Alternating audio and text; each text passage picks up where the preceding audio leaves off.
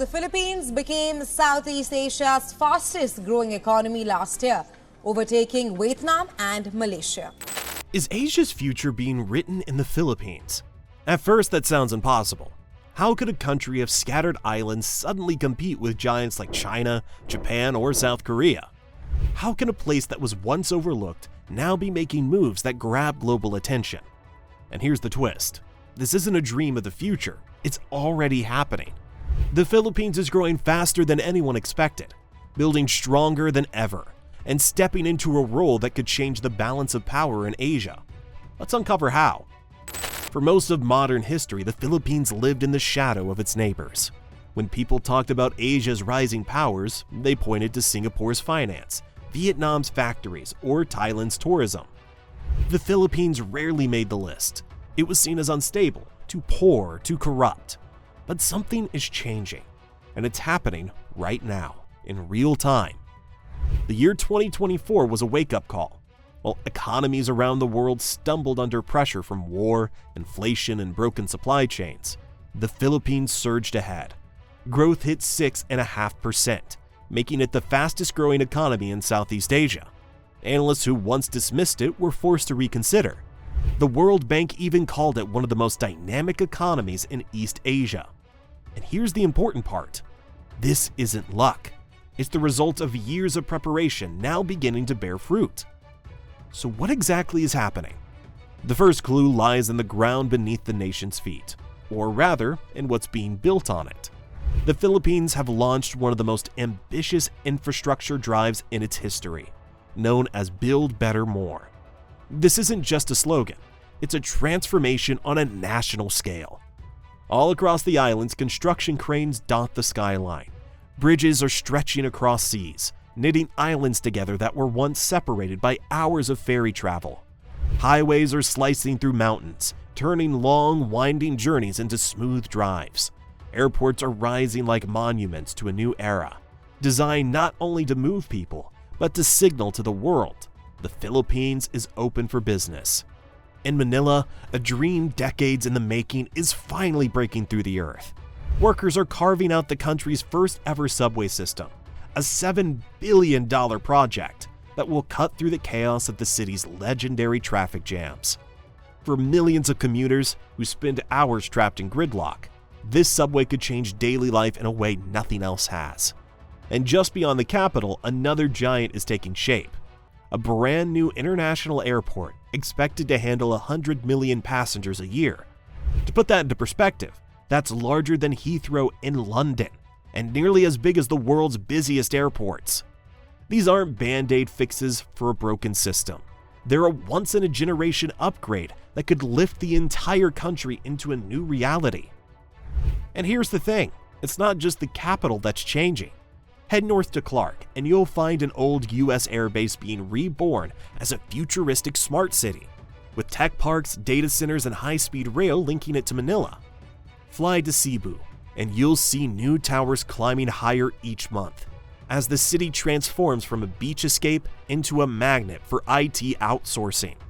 Even in smaller provinces, roads, ports, and power grids are being modernized. Piece by piece, the Philippines is spreading growth across its islands. For the first time, the country isn't just Manila-centric. It's becoming a network of connected hubs. It's like watching an archipelago knit itself together into one beating economic heart. But here's the deeper truth. Concrete and steel alone don't drive a nation forward. Roads and airports are only tools. What really powers transformation is the people who use them. And the Philippines has something most countries in Asia wish they had: a young, hungry population. More than half of all Filipinos are under the age of 30. And that's not just a statistic, it's a tidal wave of energy, creativity, and ambition about to crash into the global economy. Every year, 500,000 graduates step out of universities, and not just in the usual fields. Many of them are trained in science, technology, engineering, and math. Imagine an army of young engineers, coders, architects, scientists, and problem solvers flooding the workforce year after year. That's a pipeline of talent that richer, aging nations like Japan or South Korea can only dream of. This is the Philippines' secret weapon. Not oil, not gold, but people. A generation that grew up digital, connected to the world, and ready to build something better. And they're already powering an industry that has put the Philippines on the map: business process outsourcing. For years, the world knew it as the call center capital. But now that's only the beginning. The sector is shifting from answering phones to managing financial systems, writing code, and supporting global tech firms. It's a $30 billion industry, employing more than 1.5 million people, and it's only growing. The Philippines isn't just a place where work gets outsourced.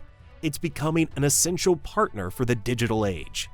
Tourism is another pillar being rebuilt. When the pandemic hit, the flow of visitors to Boracay, Palawan, and Surigao collapsed. Hotels stood empty, flights were canceled, and workers suffered. But as borders reopened, the world rediscovered the Philippines Islands. In 2023, 5 million visitors returned. In 2024, that number is set to climb to nearly 8 million. Every tourist brings money, but more importantly, every tourist brings attention, and attention turns into investment. Still, the biggest plot twist in the story isn't about beaches or business parks. It's about something buried deep below the sea. In late 2023, geologists confirmed one of the largest energy discoveries in Philippine history. Over 3 billion barrels of oil and more than 2 trillion cubic feet of natural gas off the coast of Palawan. Numbers that big are hard to picture, so let's make it simple. It's enough to power the entire nation for 60 years, and that's just one site. Other fields like Reed Bank could hold even more. Suddenly, the Philippines isn't just a growing economy. It's sitting on resources that could make it an energy powerhouse. The government wasted no time. Permits were streamlined, global oil giants like Shell and Exxon were invited in, and a new sovereign wealth fund was launched to make sure the profits don't just disappear, but instead build schools, hospitals, and future investments. Analysts predict that energy alone could add an extra 2% to the country's annual growth for a decade. Think about that, growth on top of growth, fuel on top of fire. But here's where the suspense deepens. These oil and gas reserves lie in the West Philippine Sea, the very waters that China claims as its own. This isn't just an economic jackpot, it's a geopolitical flashpoint. In recent years, Chinese ships have tried to block Filipino fishermen, build barriers, and even blast Philippine vessels with water cannons. In the past, Manila might have backed off. Not anymore. This time, the Philippines cut down the barriers, sent more patrols, and broadcasted every clash to the world. And it isn't standing alone. The US has returned with a stronger military presence. Japan and Germany have signed defense agreements, and the Philippines is buying new fighter jets worth billions. The message is unmistakable. These waters will not be surrendered. Energy brings power, but the Philippines is careful not to fall into the trap that others have, relying only on oil. At the same time, it develops fossil fuels. It's investing heavily in renewables. In Nueva Ecija, construction crews are building what will be Southeast Asia's largest solar farm. Offshore wind farms are planned. By 2030, the country wants 35% of its energy to come from renewables. The vision is clear. Use today's oil to buy tomorrow's future. And the future is digital. Mobile wallets like Gcash exploded during the pandemic, becoming as common as cash itself. E-commerce platforms dominate shopping. Local startups are pulling in hundreds of millions in venture capital, and global giants are taking notice. Google is setting up a new cloud region in Manila. Amazon is expanding AWS. Elon Musk's SpaceX is rolling out Starlink internet across the islands. These companies don't invest billions without seeing long-term potential. Now, it would be easy to get carried away with the success stories, but let's keep it real. The Philippines still has serious challenges.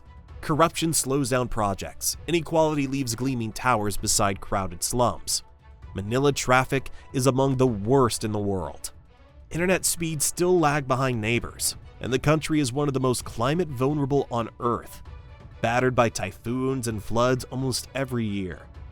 Politically, the Marcos name still divides the nation, beloved by some, distrusted by others. These are not small obstacles.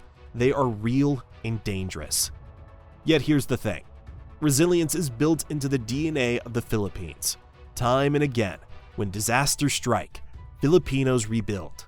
When storms destroy homes, communities rise together. When economies collapse, overseas workers send money home. And now, instead of just surviving, the country is starting to plan ahead. Corruption is being tackled with digital systems. Disaster response is being upgraded with modern technology. And young people are pushing into tech, startups, and global opportunities with energy that refuses to be ignored. The diaspora adds another layer. Millions of Filipinos live abroad, working as nurses, engineers, and seafarers. Their remittances, worth $36 billion a year, keep families alive. But more than money, they bring knowledge, networks, and ambition. The government is working to bring them back, not just to visit, but to invest, mentor, and build. Programs like Balik Scientists are luring home experts from Silicon Valley to help shape a local tech scene. That's not just brain drain, it's brain gain. So where does all of this lead? Look back at history for a clue. In the 1960s, people doubted Japan could become a world power. In the 1980s, nobody believed South Korea would transform from dictatorship to tech giant. In the 2000s, few thought China could dominate global trade. Yet each of them had their breakout moment. Now, the Philippines may be standing at that same threshold. The numbers, the resources, the people, they're all lining up. The question is, will the country step through the door? And timing matters. With US-China rivalry heating up, the Philippines' location makes it more valuable than ever. It sits right on the world's busiest shipping lane, at the crossroads of global trade. Both superpowers want it as a partner.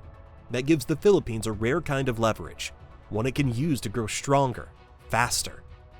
Investors have already noticed. The Philippine stock market has been setting records, foreign money is pouring in, and global companies are anchoring themselves in its economy.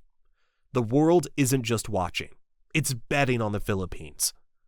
So is the Philippines quietly taking over Asia? Not with armies or empires, but with growth, resilience, and opportunity.